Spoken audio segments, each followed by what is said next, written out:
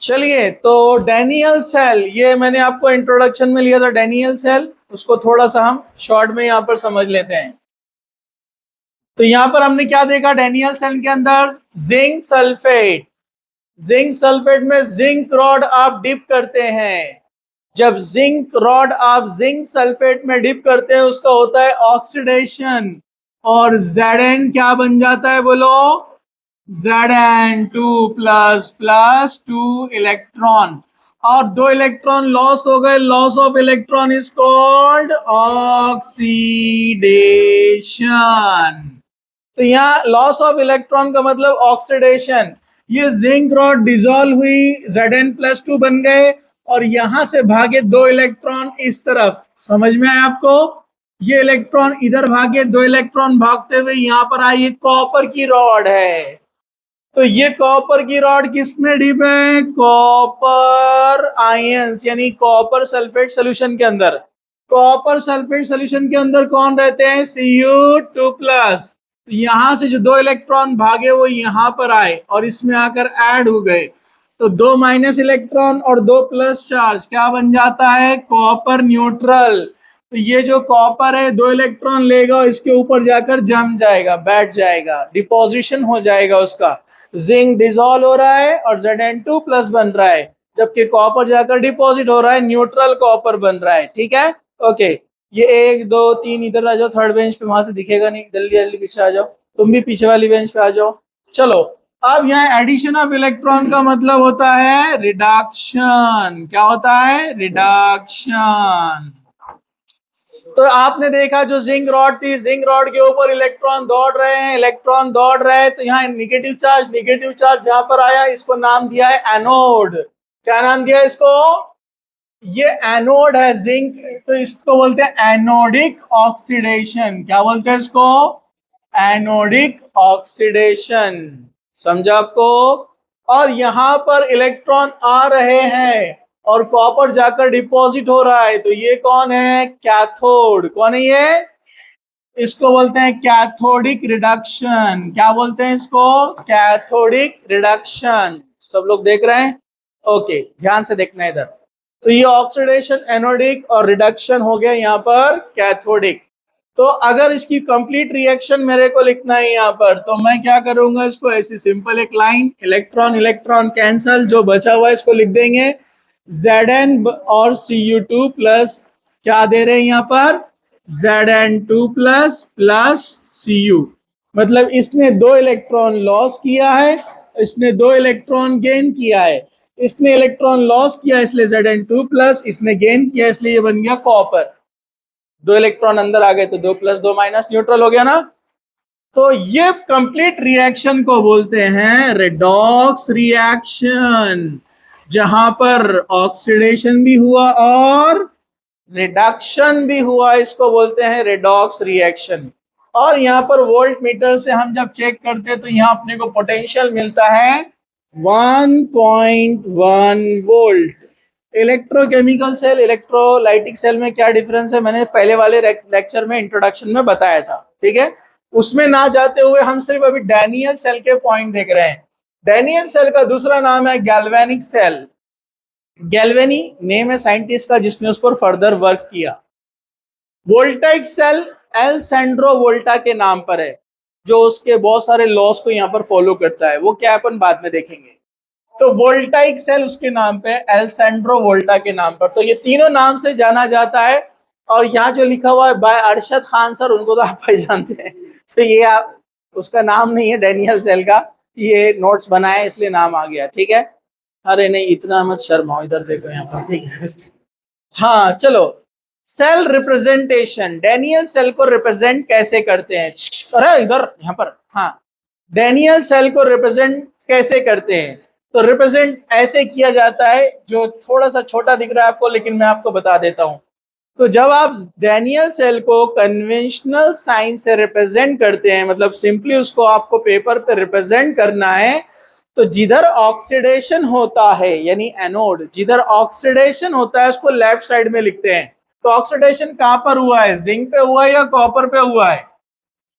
Zinc पे हुआ है, इसलिए हम जिंक को लिखेंगे यहां पर Zn ऐसे। जिंक रॉड डायरेक्टली किसके कांटेक्ट में है? Zinc sulphate. किसके कांटेक्ट में है?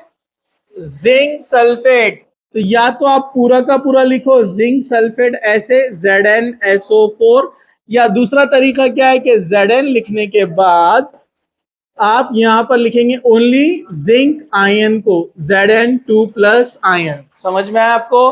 बात नहीं करने का, इधर से सुने आता। हाँ, यहां से बोलेंगे आप, यहां से कहा सुनने आता, वो बाद में बताता हूं, इधर देखो। ठीक है,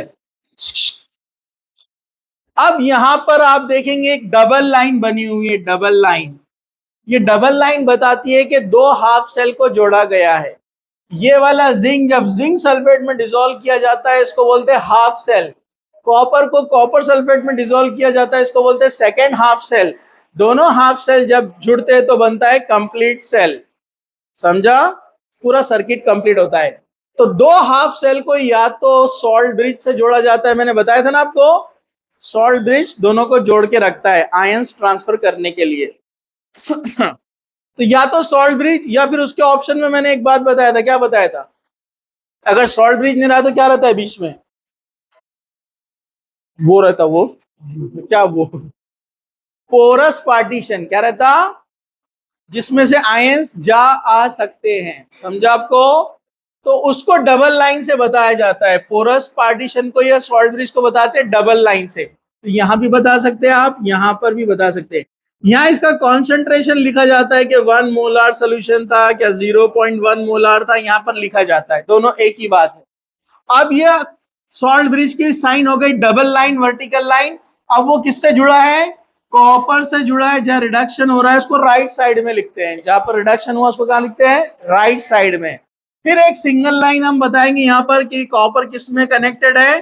कॉपर सल्फेट सोल्यूशन में। आप कॉपर सल्फेट की जगह यहां पर लिख सकते हैं Cu2+ आयन। 1 मोलार उसका कॉन्सेंट्रेशन अगर है तो 1, 0.1 है तो 0.1, जो भी रहेगा। इस तरह सेल रिप्रेजेंटेशन होता है। फिर इसमें आपको यह भी बताना पड़ता है कि इलेक्ट्रॉन कहां से कहां जा रहे हैं। इलेक्ट्रॉन कहां जाते हैं नॉर्मली जब स्पॉन्टेनियस प्रोसेस होता है? तो शुरू में बताया था मैंने, एनोड से कैथोड की तरफ। तो जहां से इलेक्ट्रॉन तैयार हो रहे हैं उसको यहाँ पर माइनस साइन बताते हैं, और ऐसा एरो बताते हैं कि इलेक्ट्रॉन इधर जा रहे हैं, और यहाँ पर आ रहे हैं प्लस साइन बताते हैं। फिर ये कंटिन्यू ऐसे चल रहा है। अब आप सोचेंगे इधर से इधर इलेक्ट्रॉन जा रहे, ठीक है, ये क्यों बताया ऐसे नीचे?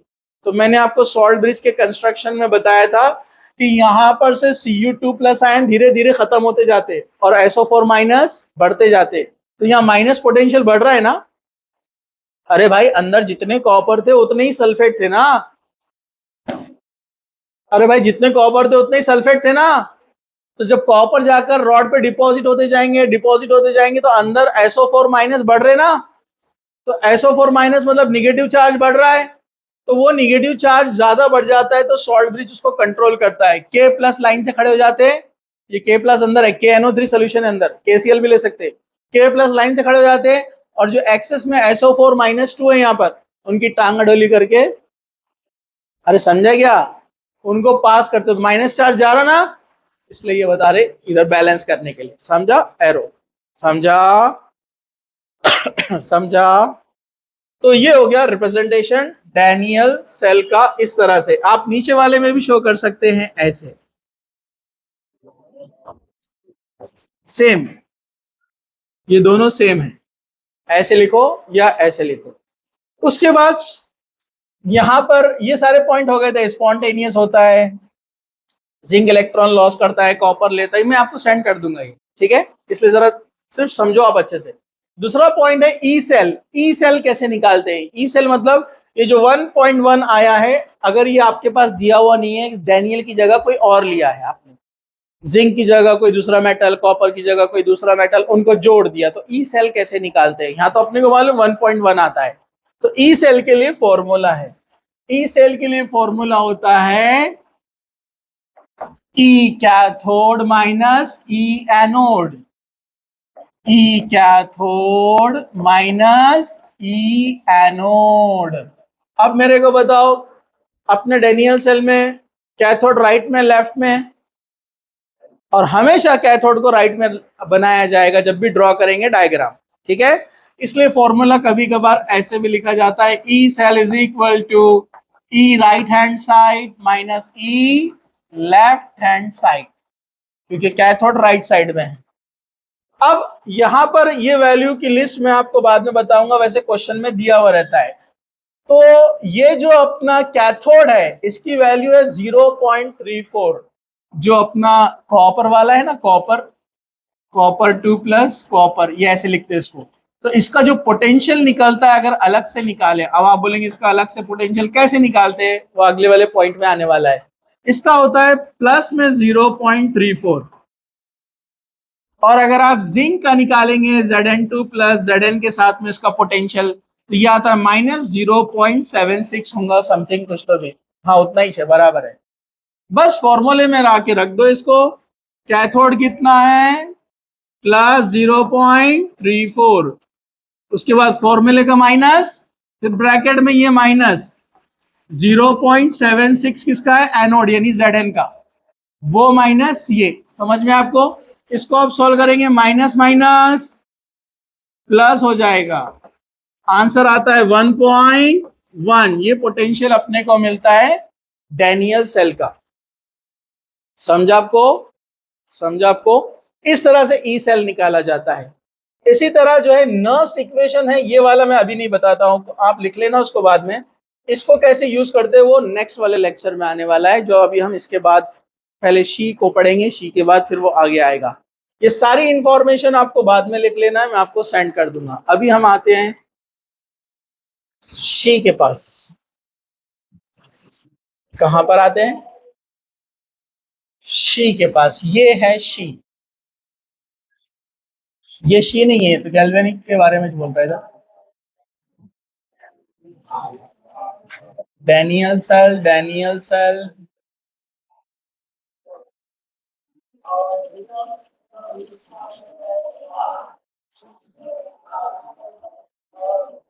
हाँ, नाम उसने हेडिंग वही दे दिया, लेकिन है अपना ये शी। तो मैं ये गलती से इस पे हेडिंग आ गई है, तो मैं इसको ऐसे कर देता हूं, ठीक है। चलिए, स्टैंडर्ड हाइड्रोजन इलेक्ट्रोड्स। आराम से खड़े रहो अपनी क्लास में। अरे क्या हुआ,